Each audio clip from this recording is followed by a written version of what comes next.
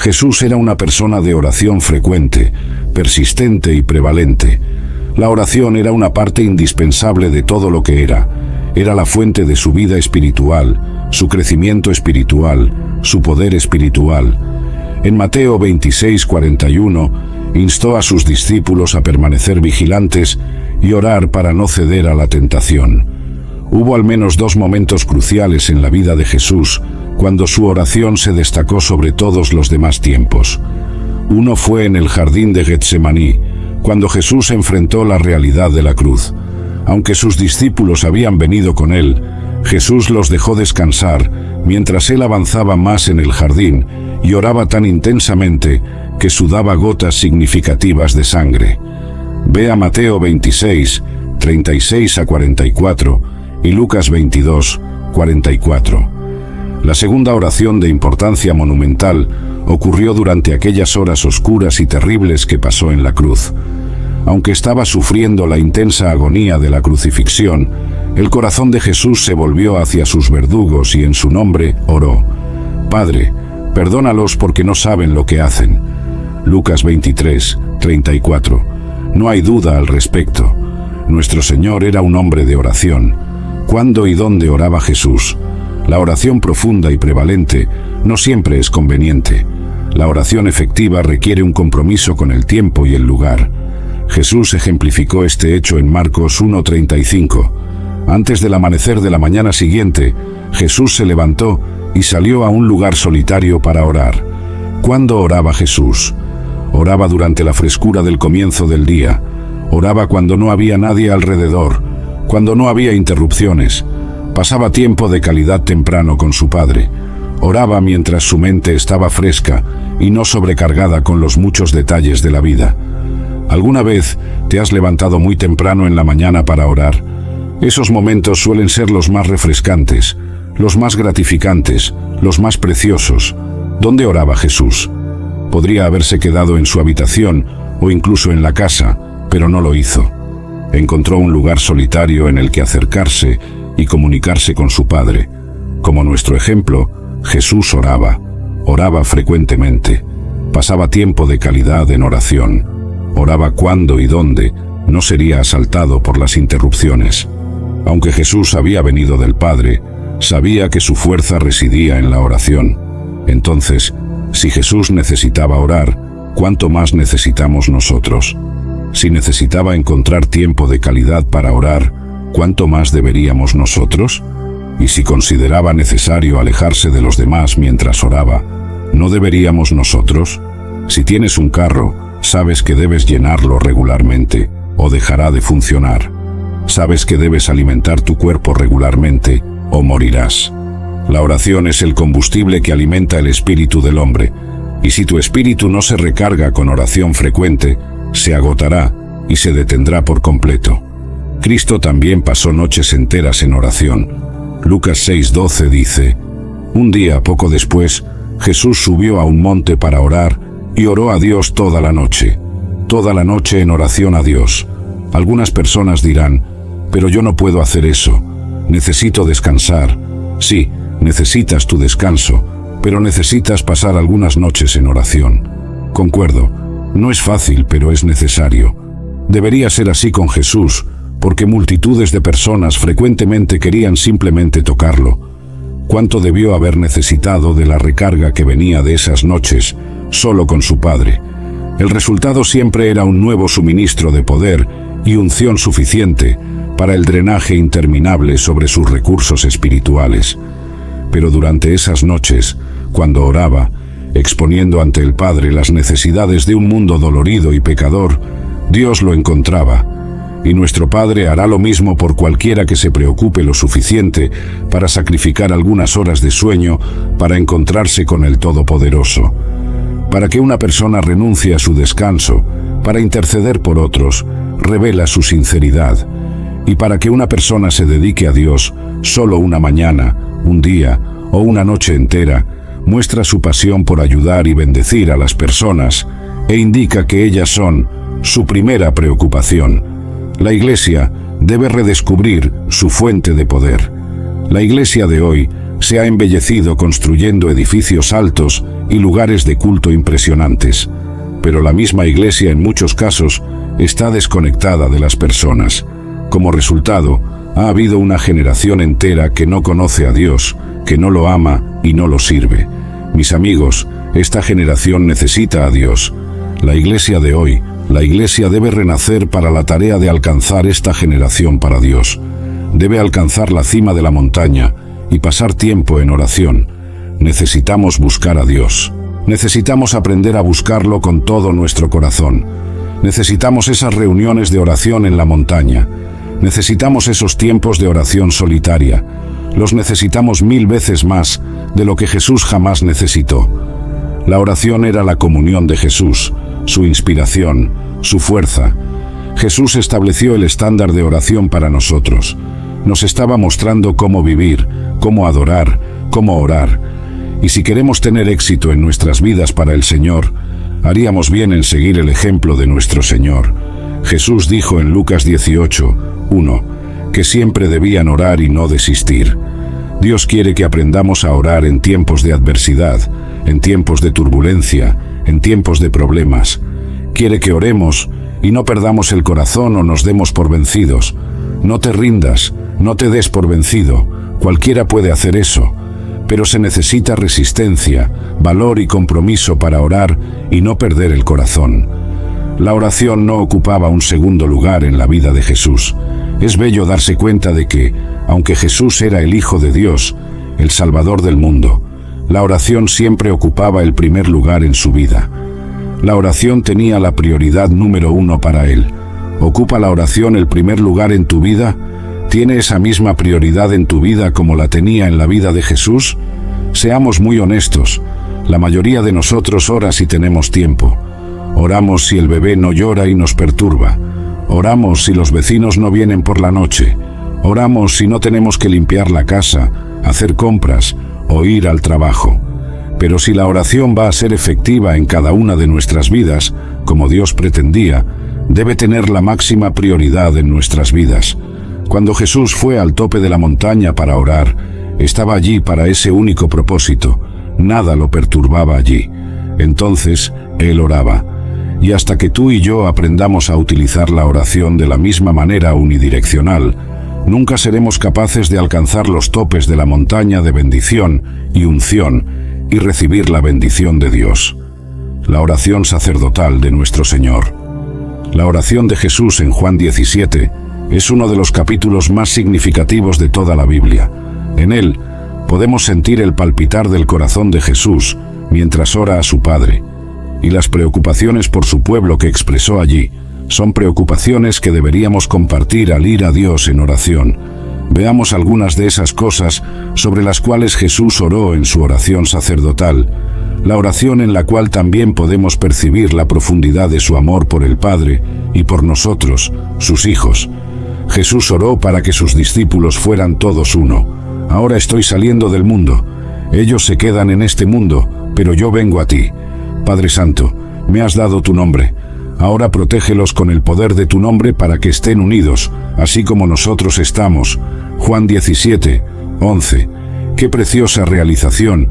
Jesús oró por ti y por mí, y oró para que pudiéramos ser uno con Él de la misma manera que Él es uno con su Padre.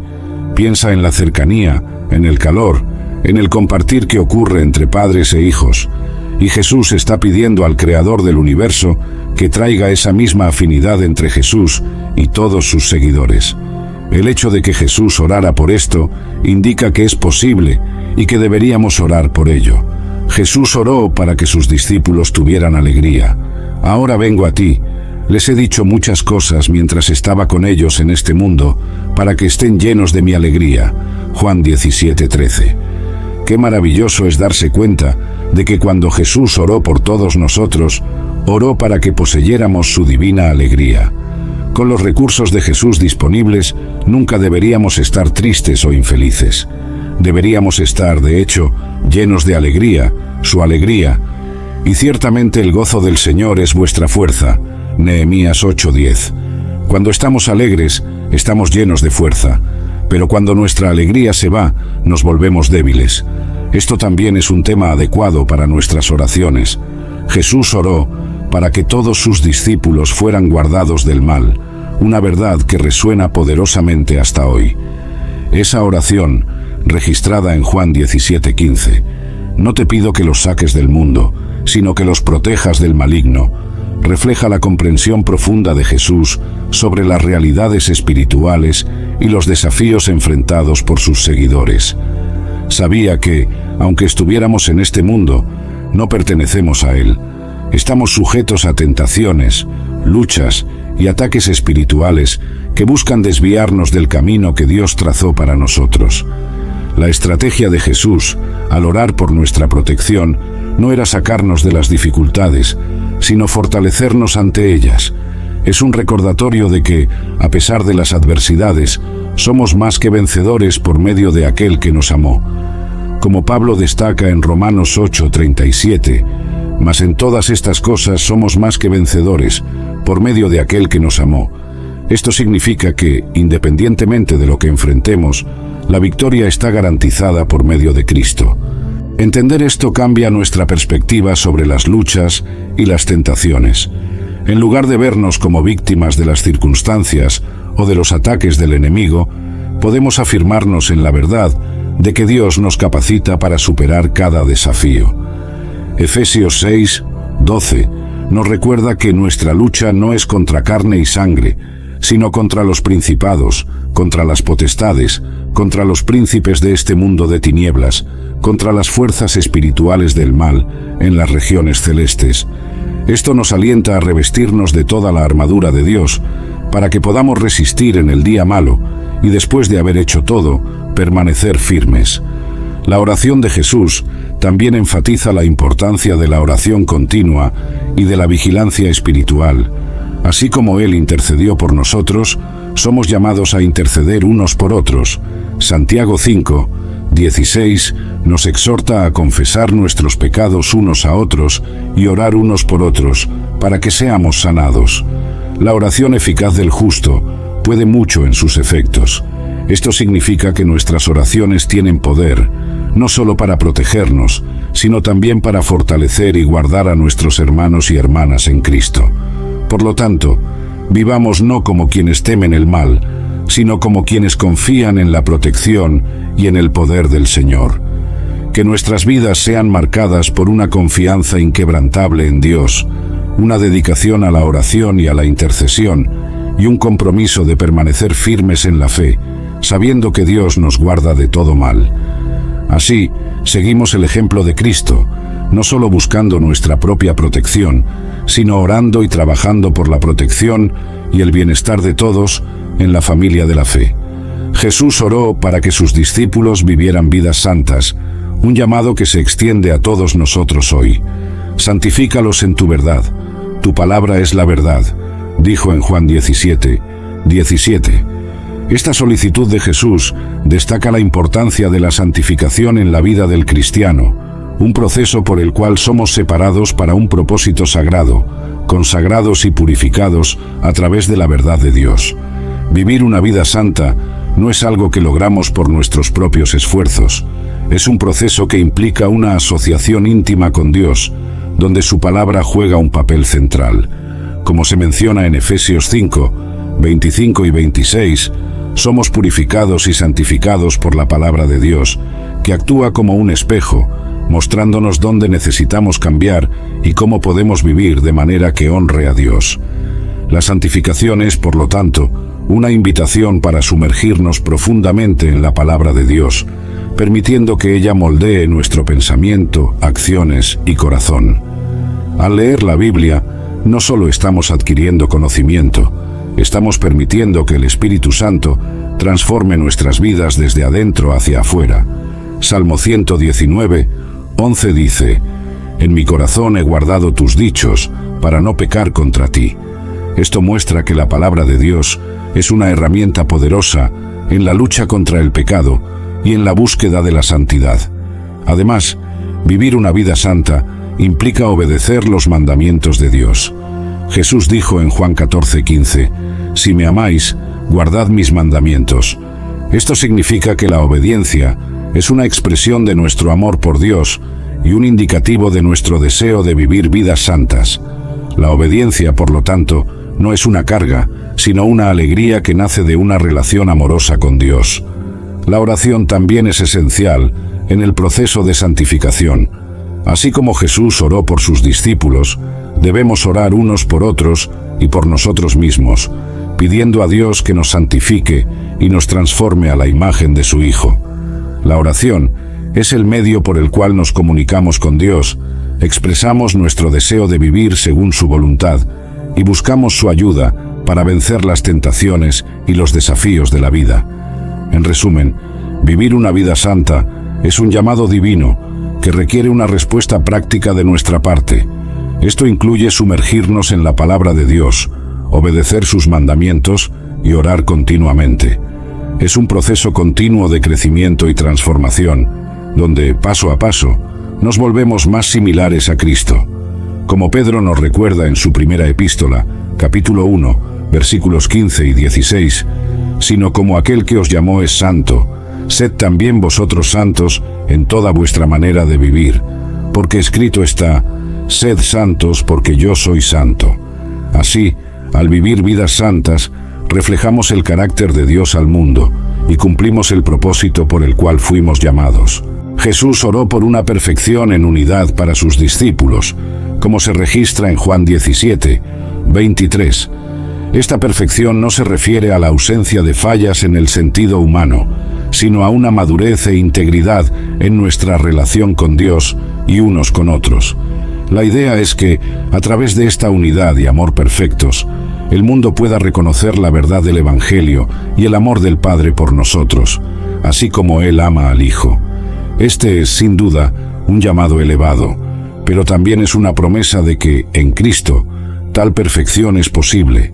La búsqueda de esta perfección y unidad es un proceso continuo de crecimiento espiritual. Efesios 4:13 nos alienta a proseguir hasta que todos lleguemos a la unidad de la fe y del conocimiento del Hijo de Dios, a un hombre perfecto, a la medida de la estatura de la plenitud de Cristo. Esto significa que nuestro objetivo es volvernos cada vez más como Jesús, reflejando su amor, su santidad y su verdad en todo lo que hacemos. Vivir de manera que revele el amor de Dios al mundo implica más que solo palabras, requiere acción.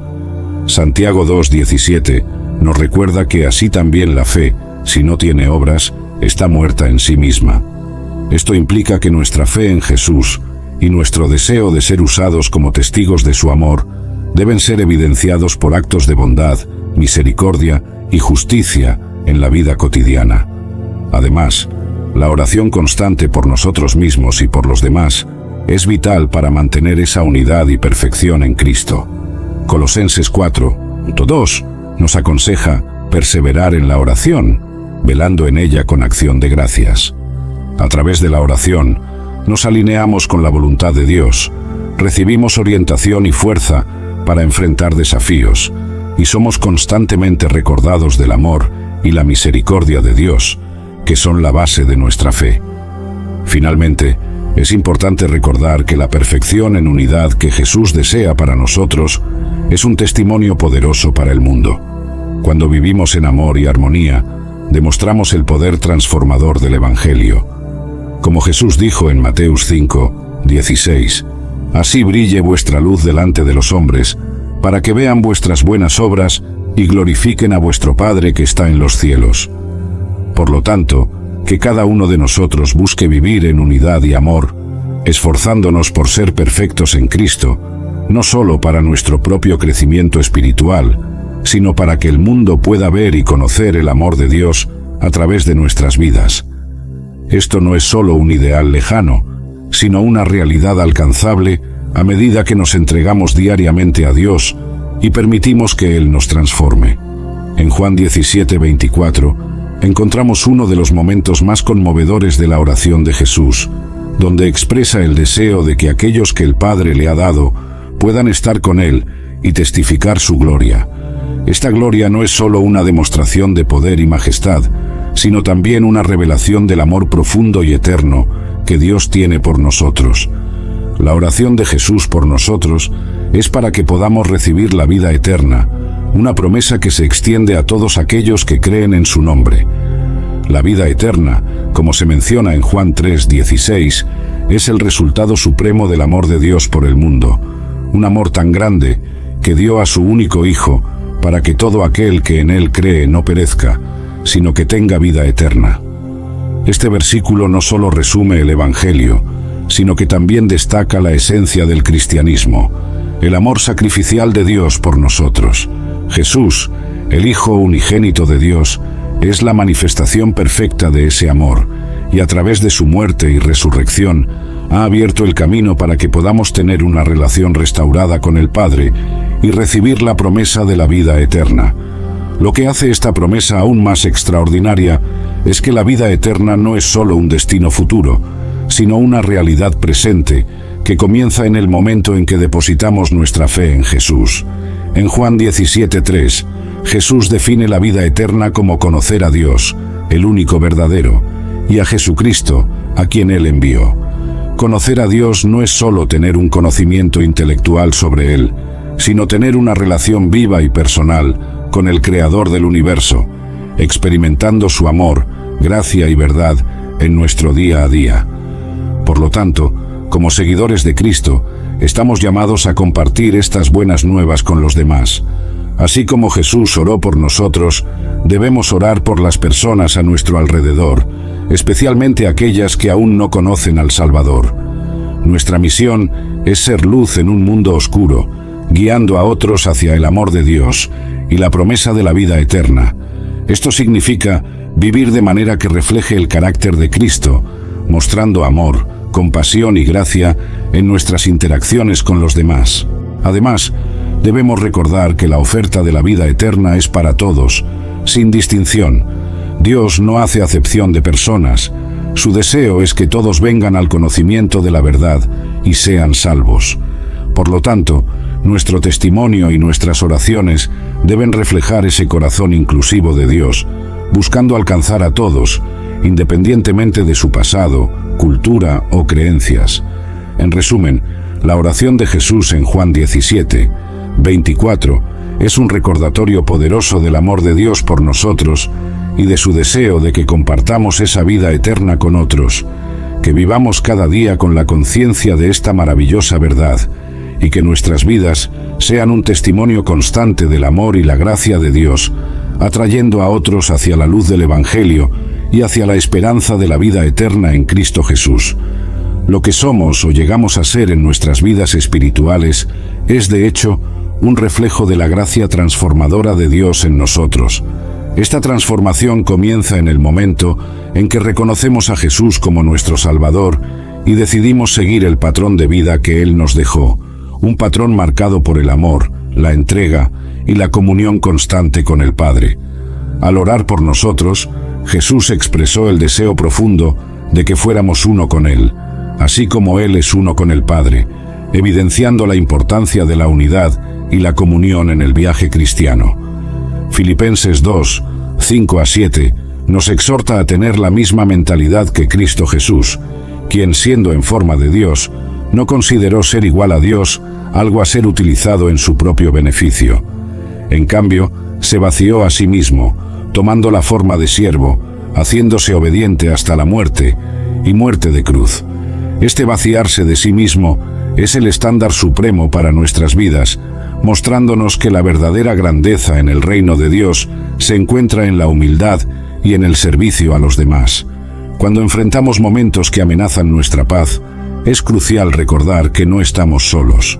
Dios nos promete en Isaías 26:3 que mantendrá en perfecta paz a aquel cuya mente está firme en Él, porque confía en Él.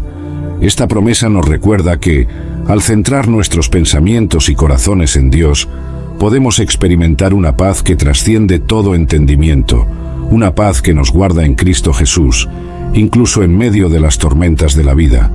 Por lo tanto, cuando nuestra paz es perturbada por pensamientos temerosos o preocupaciones, debemos volver nuestra mirada hacia Jesús, el autor y consumador de nuestra fe. Él es el príncipe de la paz, y en su presencia encontramos reposo para nuestras almas. Mateo 11, 28 a 30, nos invita a venir a Jesús cuando estamos cansados y cargados, y Él nos dará descanso, enseñándonos a encontrar paz y reposo para nuestras almas. Además, ser agradecidos por los momentos que nos dirigen de vuelta a la presencia de Dios es esencial.